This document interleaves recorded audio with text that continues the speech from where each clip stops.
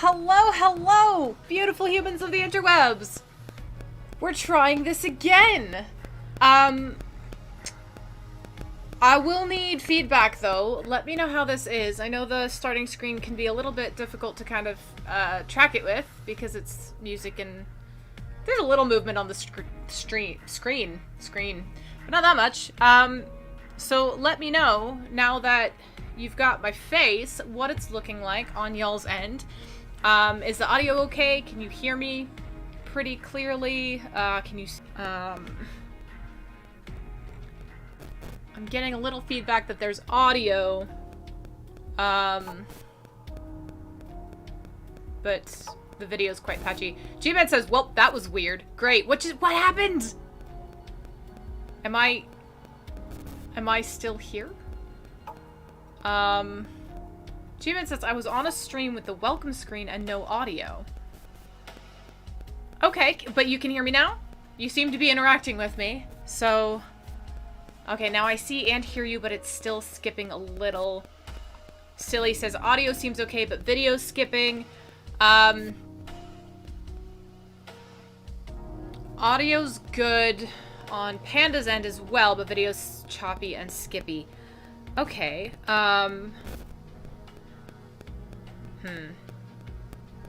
I can keep kind of muscling through this if y'all are up for that, but also I want this to be a pleasant viewing experience for you guys. Audio has some clicking and fuzziness, not lag related, but maybe the music. I can change the background music. There we go. Background music.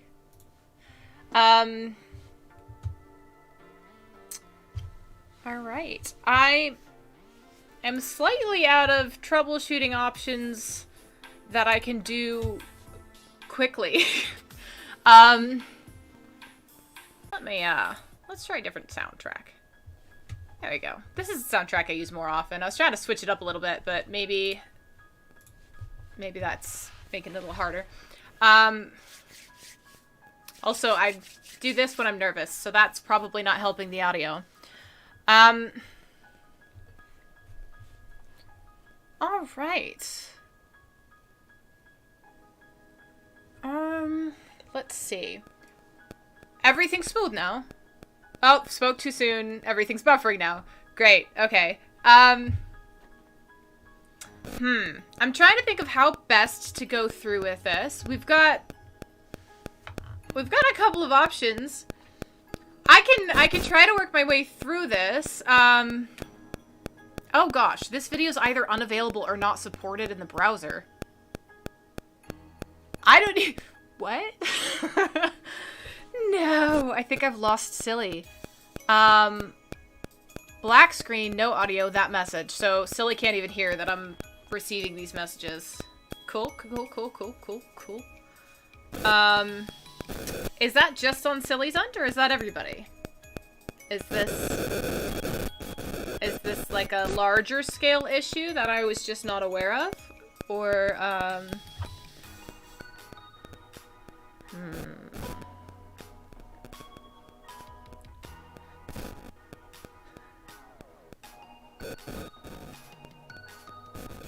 We've got a couple of options here.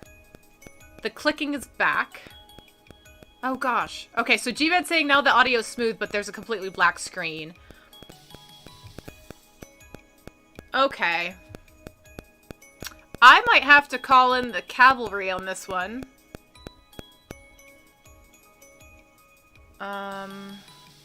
G-Man says they reloaded, have video now. So, if anybody is tech savvy-er than I am, does that mean it's on my issue? In my side? Or is this like a Twitch thing? If everyone's having to reload?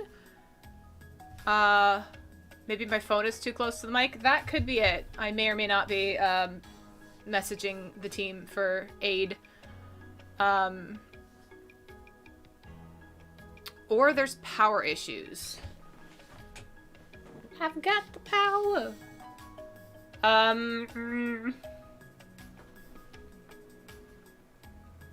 She is asking if I'm on laptop or desktop. I am on a desktop. I'm not having any notifications of power issues. It's just this one app that seems to be giving me trouble. I'll try to keep my phone away from the mic.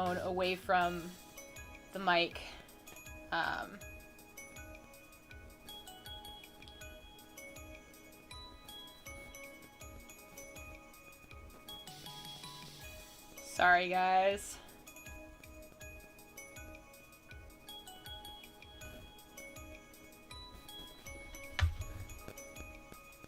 It'll be me. Okay. Yeah, I know my stream is experiencing issues. So the issues seem to be on my side and possibly other people's sides. I genuinely don't think it's going to be an easy fix at this point in time. It might involve updates and reboots and whatnot. Because it doesn't seem to be my internet, which is kind of hilarious because literally 97.3% of the time it is my internet. But all of my other internet tests are running quite smoothly, and any other apps and browsers are all working. Power seems to be working fine. So I guess a couple of options moving forward. And I want y'all's feedback because this is only slightly frustrating on my side, but I mean, I can hear myself just fine, so I'm not overly concerned about it. But again, I want this to be fun for you guys. So we can either, I can try kind of rebooting again, or if it's smoothed out, we can do that. Or I can call in a sub for the night. We can work on this issue before Thursday so I can come back as normal, and I'll hang out with you guys in the chat. But it'll be someone else's beautiful face on the screen. So yeah, give me feedback in the chat, that direction, of what y'all want or would like, or how you'd like to go forward with this. So like I said, it's a little awkward on my end. I'm getting all the notifications that it's not going well, but I can hear myself just fine. I can't tell how smooth or not smooth it might be on y'all's end. And having been on the other end of very choppy videos, especially when the audio goes out, it drives me a little bit nuts, and I don't want to subject you guys to that. So as soon as I get feedback in the chat on whether to try to push forward and jump into the topics for the night, or call in a sub and do a swapsies with the lovely Panda, or we'll move forward with that. I'm getting a little nervous that there's nobody left in the chat because I've scared everybody away with the bad video.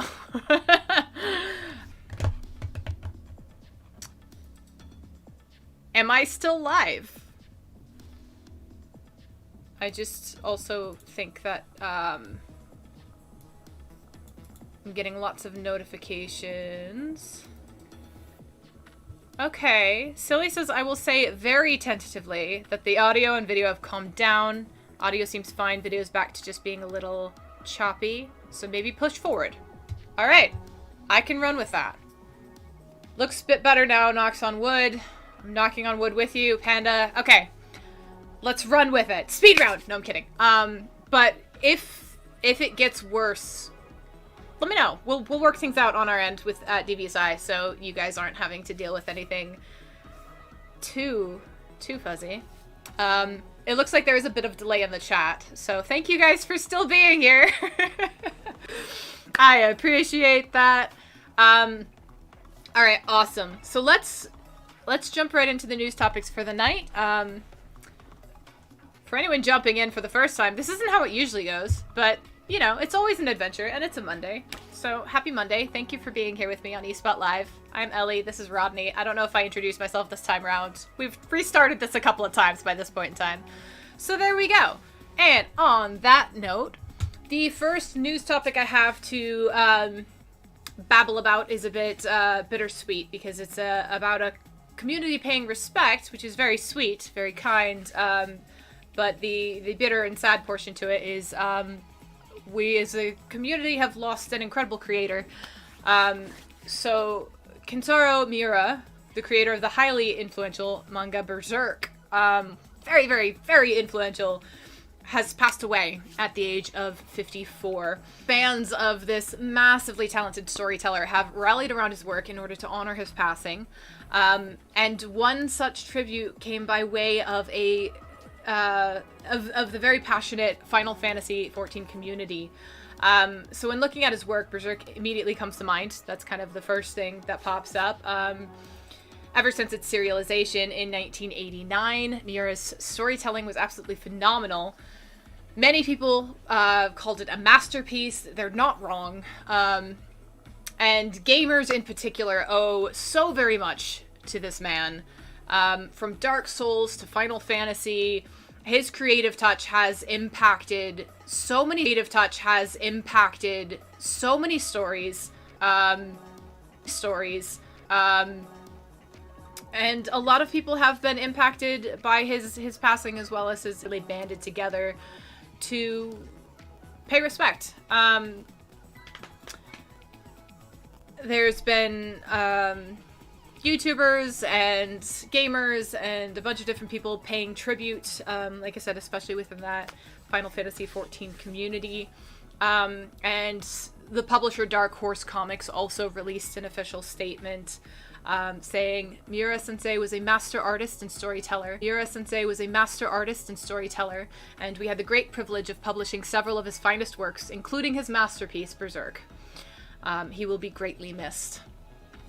So that's all I really have for that topic. I did definitely want to cover it at least a little bit, to chat about it, because yeah, it's always sad to lose an incredible creator. But Kentaro Miura in particular really impacted storytelling in general, but multiple storytelling communities, and had a massive impact on the gaming community. So we at DVSI Entertainment join in paying our respects. That particular topic.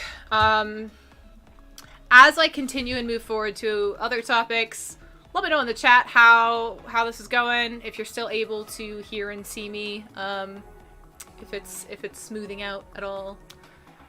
Let me know. And in the meantime, next up, Dwayne "The Rock" Johnson has yet another project in the works, not the one I saw coming. This time round, he's voicing Crypto the Superdog. Again, I feel like I say this every single episode, but mashups and crossovers I did not see coming. So it looks like Black Adam is not the only DC character that The Rock has had his eye on playing on a live-action Black Adam movie for what feels like an eternity, and the film is finally shooting in Georgia. But his partnership with DC and Warner Bros. Is about to be extended as he takes on another role in an upcoming film. And strange as it may sound, like I said, crossovers I did not see coming, The Rock is voicing Crypto the Superdog in a theatrical animated feature titled DC League of Super Pets. Everything about that sounds kind of fantastic to me. League of Super Pets will be the first time Crypto gets a starring role in a DC project, though he has recently appeared in the live-action Titans TV series. This particular movie is set to arrive in theaters on May 20th of 2022, which is going to pit it directly against films like Mission Impossible 7 and John Wick Chapter 4.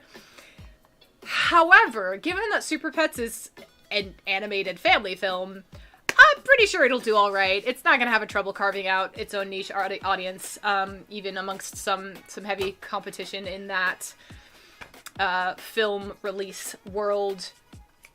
But there it is. It's going to be written and directed by Jared Stern for Warner Bros. And Warner Animation Group as co-director.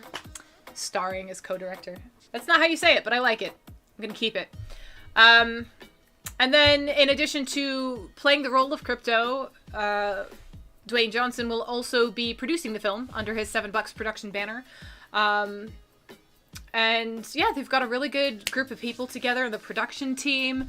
The news for this film and specifically for Johnson and $7 involvement in Super Pets just broke on Friday, so it's relatively new. But it seems as though the team's been working on it for a long time, and that release date of next year tells me that they've been working on it for a long time.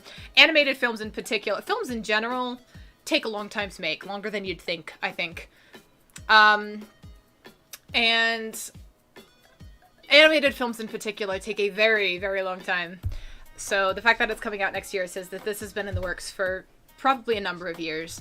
And so, yeah, on Twitter, it's been exciting. Hiram Garcia, who is also producing alongside of Johnson, wrote on Twitter, "It's been hard to keep this one a secret. We've been working on League of Super Pets for a while now, and I'm thrilled to finally share it." So that's a lot of fun. I'm really excited about that project. I think it's going to be a nice... I don't want to say break from what DC has been, but kind of. I feel like it's going to be a bit different than what we've seen out of DC on the silver screen recently, and I am here for it. I love superheroes. I love pets. It's a solid mix. I also love Dwayne Johnson. He's a phenomenal human. An excellent storyteller. So, I'm super excited about it. Also, mad kudos to all of the people who sat on this project for, like, probably at least 2 years. Because I have a hard time, like, not talking about things I'm excited about, which is probably part of why I have a live stream where I talk about things that I'm excited about. So there you go. But good on them. I can need to learn from the secret keepers of the entertainment industry for reasons. Yeah, next up, let's talk. The Little Big Planet servers have closed again after hackers took over to post really inappropriate and hateful messages. So for a while now, PS3 platformer Little Big Planet has been under attack. Its servers repeatedly have been the target for people that seem to have nothing better to do than just annoy whatever fan base is left for a game that was first released in 2008. The game's servers have been struggling since March, when it was assumed that DDoS attacks were the cause for repeated shutdowns and closures. They were closed again over the weekend when hackers gained access to the game's community features to post transphobic messages. It has been over 2 months since users first started reporting downtime issues with Little Big Planet servers, which Sony really only briefly addressed from a technical perspective without really providing any sort of explanation as to why the attacks are taking place or what can be done to salvage the community. I mean, despite the game's age, it really still has a fair share of fans and a tight-knit community. And so, yeah, there's a lot of confusion there. People don't know why this, out of, you know, everything else has been a target. Though some fans, and speaking to Eurogamer, kind of placed the blame for at least the initial DDoS attacks at the feet of a rogue fan who they suspect is, quote, unhappy with Sony's treatment of the franchise, end quote. Obviously, that's just speculation. There's no confirmation of that, certainly not from Sony. But can I just throw out there into the world that, like, if you're upset with a corporation, maybe don't take it out on the community of fans. That just makes my heart a little bit sad. And then as Silly saying in the chat, it's such a wholesome game. What is wrong with people? I concur. That's just frustrating, and I think because it's kind of that wholesome, small, probably not. I'm certain that Sony's not making a massive amount of money on it, and so, yeah, even to prove a point, like, if you're hacking into something and stirring people up, right, to try to gain the attention of the franchise runners or owners or however you want to look at that, I just, I don't know. It doesn't make much sense to me. Because if your frustration is that it's not getting enough attention, giving them incentive to shut it down doesn't feel like the best move. But, you know, I'm not a hacker. I'm a baby gamer. I'm still learning. But I've said this before. I'm gonna just say it again. Can we just be kind?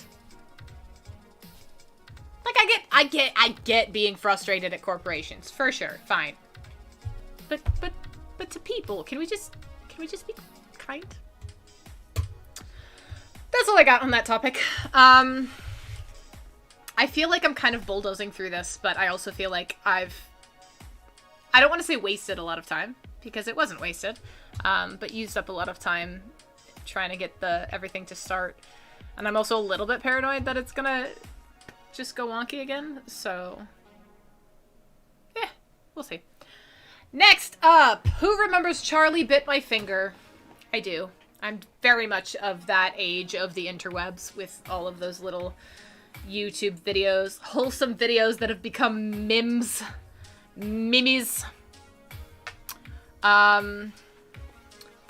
Also, catching up on the chat real quick, Silly says, yeah, I feel like given the nature of the messages, it seems unlikely that it's a disgruntled fan. I don't know. There's a few possibilities. It could also, if it started with a disgruntled fan and then people just saw it as a cheap shot type thing. Anyways, either way, it's a bummer. And as J-Man says in the chat, referring to the current topic, that really hurt! Yes, that is what I'm talking about. Why am I talking about the adorable little British Charlie Bit My Finger video? I am talking about it because it is now an NFT and worth over $760,000. Did I say that number right? Yeah, $760,000. I've talked a little bit about NFTs before. I'm still learning about them, still trying to catch up, but this is new. So yes, this very memorable, very memeable YouTube video, Charlie Bit My Finger, is actually one of the most viewed videos in the website's history. And it was very recently auctioned off as a non-fungible token, or NFT, on Sunday, very recently, for a stunning $760,999.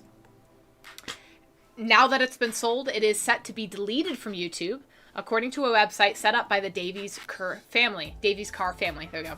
So the video was still on YouTube as of Sunday morning, but the official quote from the website says, "Bid to own the soon-to-be-deleted YouTube phenomenon, Charlie Bit My Finger, leaving you as the sole owner of this lovable piece of internet history, while also getting the chance to say Charlie Bit Your Finger if you want to see what all the hype is about." Once that was posted, an intense bidding war between anonymous accounts sent the price absolutely skyrocketing in the auction's final hours, with 3F Music ultimately outbidding Meme Master for the NFT. This absolutely adorable video, published in 2007, only 55 seconds long, really kind of does harken to a more innocent time in internet history. If you haven't seen it, I would say check it out, but it might not even be available anymore. You've got adorable baby Charlie chomping down on his older brother Harry's pointer finger as Harry narrates in a British accent, "Ow, Charlie, that really hurt. Charlie bit me." It's adorable. It's really cute. It's really random. It really is kind of the quintessential early 2000s wholesome YouTube video that went viral. And now it's a ridiculously expensive NFT. This family in particular is just the latest meme maker. So, little recap on NFTs. NFTs transform digital works of art, collectibles, GIFs, memes, many things into unique, verifiable assets that are easy to trade on the blockchain. There we go, that word. In essence, the point of an NFT is to create authenticity and scarcity in order to boost up to really high prices. NFTs have started mainstreaming over the last few months, and it's created a way for the unpaid people behind the memes to turn their fame into dollars, which that portion of it's actually pretty cool, because you see these memes go viral and people's lives change from it, not always in positive, very rarely compensated for it. And this is a way that they can be. So good on them for that, for sure.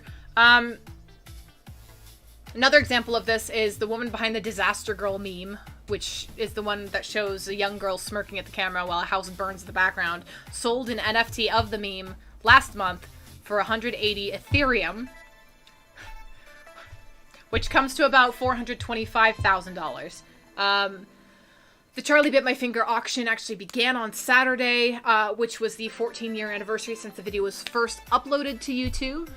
Up nearly 883 million views. So the question, and my original question of, well, you know, what exactly does this NFT do for someone in the day and age of being able to just download the YouTube video for yourself? But only the NFT auction winner is going to have the certificate of authenticity to the original video. And so that's what holds the value in this case, is that official certificate of the original. It's like a first edition book, in a sense. The first edition certified original footage that was posted, which is fascinating to me. That is not something I would ever think about spending money on, to be honest. But for me, NFTs in particular just show the crazy, crazy value of the internet in ways that you wouldn't necessarily expect, or I wouldn't. Obviously, some people did, because they made NFTs. But yeah, it's interesting how in the era of the digital age, there's still intrinsic value to originality and authenticity just because of human nature. And I kind of love that a little bit, right? Like, technically speaking, if somebody goes to YouTube and downloads the video and then has it on their own, the value of the video itself, the quality of the video, I guess is a better word, is going to be fairly equitable. But there's still value in that, that one original. Like I said, it is very much reminds me of that concept of first edition books or something that's been signed by the author. A first edition that's been signed by the author, right? Because this is the original certified video that, you know, had that hands-on experience with the people in it. So it's kind of cool. A little bizarre to me, not gonna lie, especially when you're talking, you know, a house. $760,000, guys. That's a lot of money. But absolutely, absolutely fascinating. And then also, the auction winner is going to have the opportunity to make a parody of the video featuring the now teenage brothers Harry and Charlie, as per the website. So that's something that they threw in with NFT, which is kind of cool, because that covers like another whole aspect of NFTs, which is one-of-a-kind experiences. All in all, NFTs are way, way out of my budget, but just absolutely fascinate me. And hopefully it's been at least a little interesting to you, because I've been talking about it for a minute. And on that note, this, I think, is an excellent time for our regularly scheduled water break. It's time to hydrate or dehydrate. Yay! Yeah. Go drink some water. I'm gonna be right back.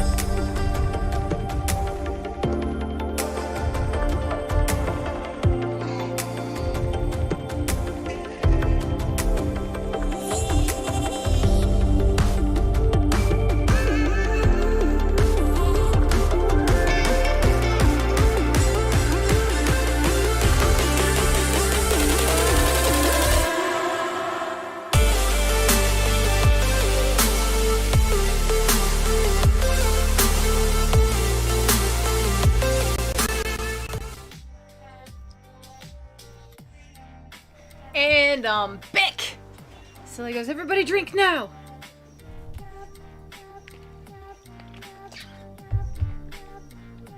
Done. Anyways. That was awkward. I knew it would be, but, you know, I ran with it. Anyways, because why not? I always make things more awkward by talking about how awkward they are. You'd think I'd learn. Nah. Anyways, next up to chat about, let's talk Overwatch. Specifically the fact that Overwatch 2 is gonna see its player versus player mode reduced from 6 versus 6 to 5 versus 5. Which, not gonna lie, from the get-go, when I first looked into it, I was kind of like, and? Which sounds terrible. But again, I'm a baby gamer, I'm new, and I've never played any sort of, or I guess I have now. Last shot. But I haven't played many, player versus player type games. So, I didn't fully understand the significance of that until I started digging a little bit deeper. And, specifically noting the fact that Overwatch is a game that is played professionally by teams with official rosters. This drop from 6 to 5 players is actually very significant and quite scary for a lot of people who have played this professionally. As a matter of fact, this has left many professional players of the game worried about their future in the esport and kind of dismayed and upset about the way that it was announced. So, in a 2-hour live stream, the Overwatch team announced the change, which will see one tank class role removed from the PvP games. At the same time, the tank role as a whole is being adapted for Overwatch 2, with many characters seemingly due to receive major changes to their playstyle. Following this announcement, a lot of tank players in the official Overwatch League started signaling their dismay, not just at having to relearn now their chosen characters for the highest level of play, but also the potential of actually just being booted from their rosters. So many were pointing out that they didn't get any heads up before this official announcement, and they felt quite let down by that. And so this kind of was summed up by a Philadelphia Fusion player, Poco, saying, any fellow tanker players scared for their job? Poco was by no means alone in his worry. Vancouver Titans tank player, I don't know how to say that name. It's a gaming name. It's FRDWNR. Fred Owner? I don't know.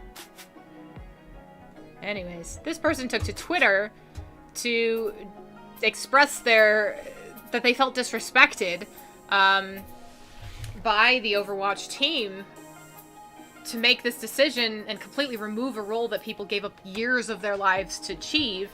And they go on to say, quote, not all your favorite tank players will disappear, but lots will. Not once were pro players made aware of this or asked on their philosophies, end quote. Which is an interesting point, because from an outside perspective, I would have never even thought of a development team consulting.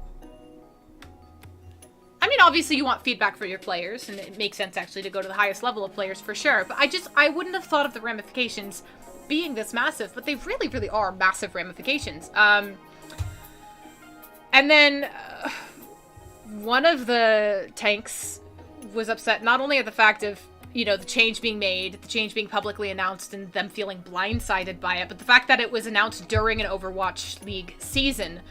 So that quote is, imagine spending 5 years to perfect your role just for it to be deleted while knowing you're expected to give all you got till the end of the season. End quote. I can't even imagine that frustration. I've never really had to wrap my head around the thought about professional gaming. And obviously some changes come with that. You know, when you take on the mantle of really any sort of competitive career, right? There's gonna be changes. You're gonna be thrown curveballs. Sometimes literally, if you're in baseball. Anyways, but this is a big change. And again, it's a change that I wouldn't have even really thought about as an outsider. So this is interesting to kind of get this inside glimpse of it. San Francisco Shock's Matthew DeLisi showed less outrage in a public comment on it, but almost more wistfulness in his official quote, which is, "As for whether or not 5v5 is good for the game, I won't pretend to know the answer, but coordinating with a tank, building synergy, and dominating is probably one of the most fun things I've ever done in this game." End quote. So yeah, there it is. There's a massive change coming to Overwatch, and the professional players are struggling to kind of come to terms with it and to figure out what it's going to mean for them and their careers. It's also kind of pretty unprecedented situation. The world of professional esports is relatively new in the grand scheme of life. It's a very, very new world, and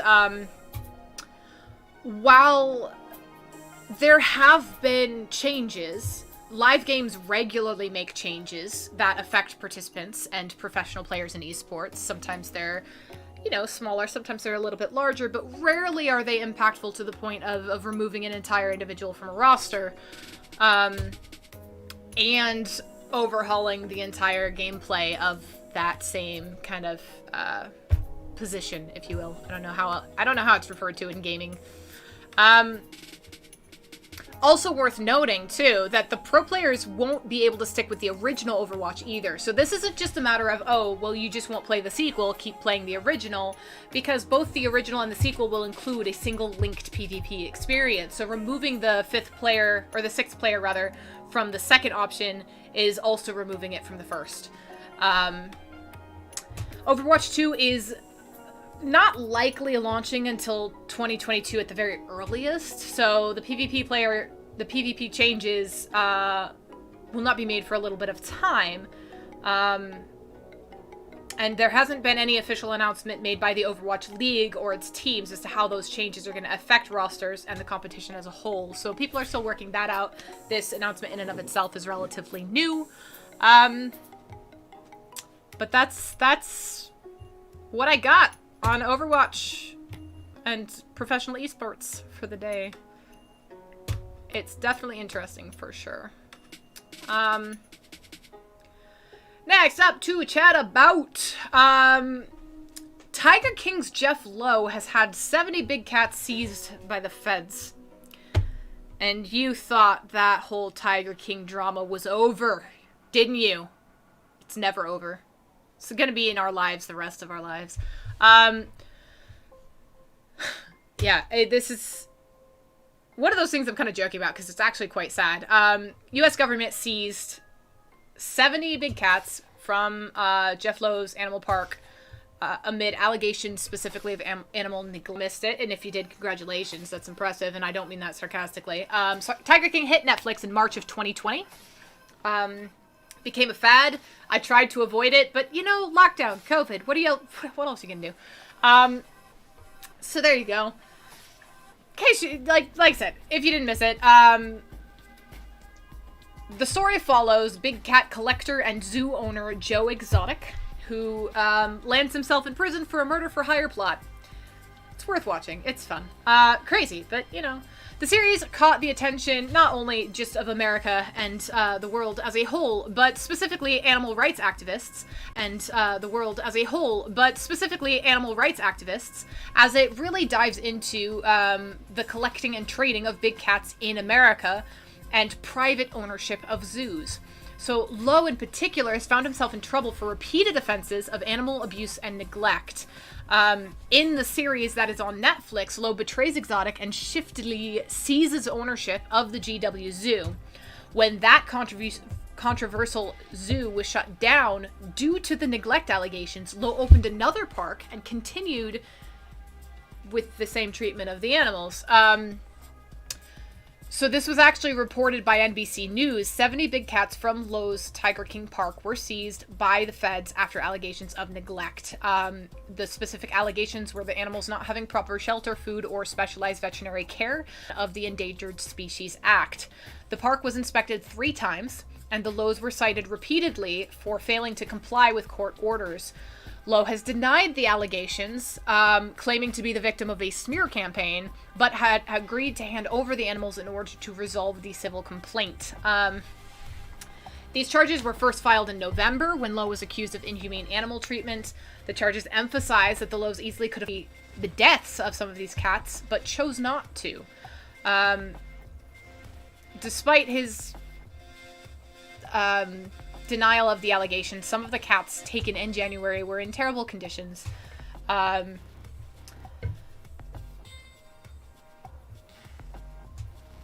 feel like I'm not going to read the specifics of that just in case. I don't want to trigger anybody.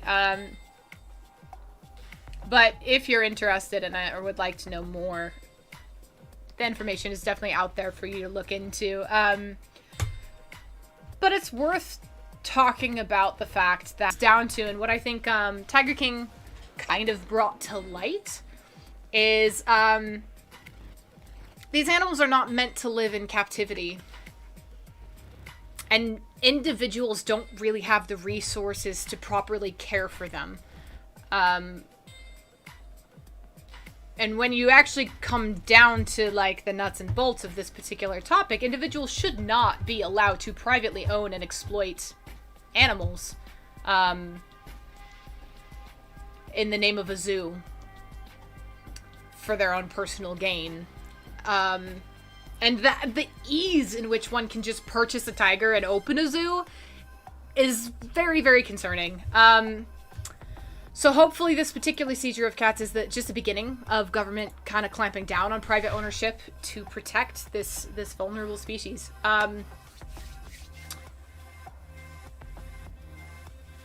I have a lot of thoughts and feelings on this particular topic. But yeah. Here's to hoping these beautiful animals are safe now and will be cared for in the way that they need to be cared for and given a home away from prying eyes. But that's all I got on that particular topic. Mostly for my own sake. But moving right along.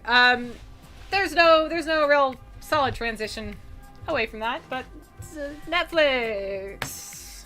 Netflix has set its sights on the video game industry. Crossovers I didn't see coming. They've reportedly begun a search for an executive to head up an expansion into video games. And this is according to a report that was published on Friday by The Information. The report suggests Netflix has approached multiple veteran game industry executives regarding the position, which would expand its efforts into video games. The Information reported that Netflix is considering a, quote, bundle of games via a subscription like Apple Arcade. The Apple bundle launched in 2019 with a number of exclusives and timed exclusive games available for $4.99 a month. Apple's continued to support the platform by continually adding new games at a fairly consistent pace. A Netflix spokesperson told Polygon that the company is excited to do more with interactive entertainment. The full statement says the following, quote, "Our members value the variety and quality of our content. It's why we've continually expanded our offering from series to documentaries, films, local language originals, and reality TV. Members also enjoy engaging more directly with stories they love through interactive shows like Bandersnatch and You vs. Wild, or games based on Stranger Things, La Casa de Papel, and To All the Boys. So we're excited to do more with interactive entertainment." End quote. Started struggling towards the end of that there. The streaming platform has experimented with interactive video experiences and video games in the past. So in 2018, it published Black Mirror Bandersnatch, a choose-your-own-adventure style movie, followed by a similarly interactive experience in 2020 for an Unbreakable Kimmy Schmidt episode. And that's on top of its experience producing series based off video game properties like Dota, Castlevania, and The Witcher, and its spin-offs, as well as upcoming shows based on Magic the Gathering, Sonic the Hedgehog, and League of Legends. So they're diving into this world, and now they're kind of hitting up the other side as well. They have also produced games before with third-party developers. Based off of its Stranger Things series, there's a Stranger Things mobile game and Stranger Things 3, the game. Details regarding Netflix's reported gaming expansion still remain very minimal, but it has been clear over the past few years that the company is interested in new interactive mediums. Netflix subscriptions seem to have slowed over the past year, partially due to delayed production on its original shows, COVID, but also due to competition in the streaming space as that continues to grow and expand. However, the so-called streaming wars have been going on for years as companies have been preparing to launch new services. A lot of them hit around the same time. And Netflix in 2019 said that its biggest competition was actually Fortnite. There it is. That's what they're estimating is pulling people away from their streaming service. Fortnite is a video game, in case you missed it, but the developer Epic Games is also building what it calls the metaverse, which is a growing virtual world that is more than a video game. Fortnite's now a place where people can turn for movies. Over the past year, Epic has held multiple movie nights where players can watch films through a screen in Fortnite, as well as the debut of a Star Wars Episode 9. Wow, my brain could not read that numeral for a moment. The Rise of Skywalker trailer. Man, I need to practice my Roman numerals. That tripped me up. It's because I learned my Roman numerals in music, and there's only 8 in the... Oh. Anyways, okay. Just saw Silly's quote regarding the topic on Jeff Lowe and the cat seizures. Silly says, I feel like if they confirm the allegations, the big cat should be allowed to eat the abusers / neglectors. I'm gonna let that comment sit there. No addition needed. Also, I can... It's someone else's quote. There we go. There it is. Moving right along. Last but not least, let's chat about Twitch. Twitch is actually adding more than 350 new tags, which is pretty cool, actually. So beginning this week, streaming platform Twitch is going to be adding a whole bunch of new community tags to its platform, specifically related to gender, sexual orientation, race, nationality, ability, mental health, and things of that nature. And this was announced in a new blog post. The list of tags will include, but not be limited to, transgender, black, disabled, veteran, VTuber, and others. And Twitch also said that they will be removing the ally references from its LGBTQIA tag in favor of a new standalone ally tag. The platform thanked its trans community for pushing for a transgender tag and admitted, quote, the simple truth is we should have done this sooner, end quote. Twitch has reportedly resisted adding a transgender tag over concerns about targeted harassment. So the blog post goes on to say, quote, when we launched tags in 2018, we did so to boost discovery, to help creators describe their content, and to help viewers find streams they're interested in. We intentionally designed that system for creators to be able to describe what they were streaming, not who they were or what they stood for. We've maintained this distinction since that time, and we were wrong, end quote. Can I just take a moment to appreciate any time somebody's willing to say, and I was wrong? Just that cut and dry. Massive respect. Because that happens. And that's okay that it happens. And I think oftentimes the solution is just to kind of brush over and pretend like things have been equitable the whole time. But I think there's so much power to say, you know what, we resisted this even though we were getting feedback and we were wrong. So massive, massive respect for that. Twitch had removed the ability to create custom user-generated communities in 2018 when it introduced the tags. And the tag system itself required choosing from a preset list of Twitch-provided categories, which did not include a transgender category. This made discovery for transgender streamers and other groups not included in the Twitch categories much more difficult for the community. Also, its LGBTQIA tag was generally considered by many to just be too broad, which Twitch has now formally acknowledged. The blog post goes on to say, quote, it took us too long to embrace that there should have been hundreds of ways for creators to share who they are and the issues they care about. The Twitch community is incredibly diverse, and the tags available to creators should reflect and celebrate that, end quote. The platform goes on to say that it worked with independent third-party organizations, including GLAD, the Trevor Project, Able Gamers, and Special Effect, as well as other experts that focus on the progress of underrepresented groups. Twitch also added in its post that users found to be using the tags for harassment will be subject to its hateful conduct and harassment policy and could face suspension. The company will provide more information about the tags and take questions on a live stream on May 26th at 9:30 a.m. Pacific time. So that's 12:30 p.m. Eastern time. Good on them. I don't know what else to say about that. We'll have to see kind of how smoothly this goes and hope it does run smoothly for creators. I'm still learning how to use the tags.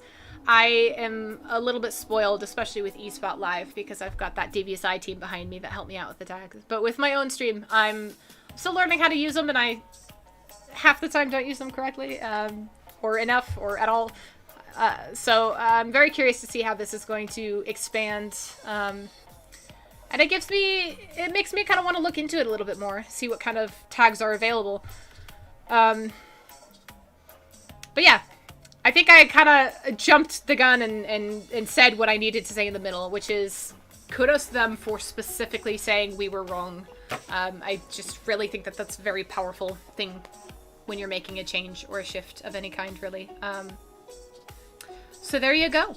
That's all I have for newsy topics today. Thank you so much for everyone who stuck through. I know that it was not easy. It's been a bit of a choppy ride today, and I do apologize for that. I'm going to be doing more troubleshooting over the week and hopefully have this resolved before Thursday. But I will be back on Thursday, barring any sort of serious issues. And we'll work something out. We'll definitely work something out for Thursday. But thank you for all of your support. Guys, I don't know if you've heard, but we're going to E3. Oh my gosh. I cannot... There's no proper expression for how excited I am for E3. E3's coming up. DVSI Entertainment is a part of it. Ah! Check us out on all of our social medias. If you look at either Instagram or Facebook, we actually have shared a post with a screenshot straight from the official E3 website that has our logo in there with the parts. So excited. So much excitement. All of the excite. Oh my gosh. So yeah. Tune into eSpot. Or, yes. Tune into eSpot always, because me, hello. But also, tune into E3. Because it's gonna be awesome anyways. But also, DVSI Entertainment's gonna be part of E3. That's not gonna get old. I'm gonna be plugging that until the end of time. Okay, that's all. That's honestly all I have for today. Yeah. Thank you for your support. In between now and Thursday, just make sure that you guys are being happy and healthy and hydrated. I'll be back 9 p.m. That's 6 p.m. if you're on the other coast. I will see you then. And as always, make sure that you stay devious.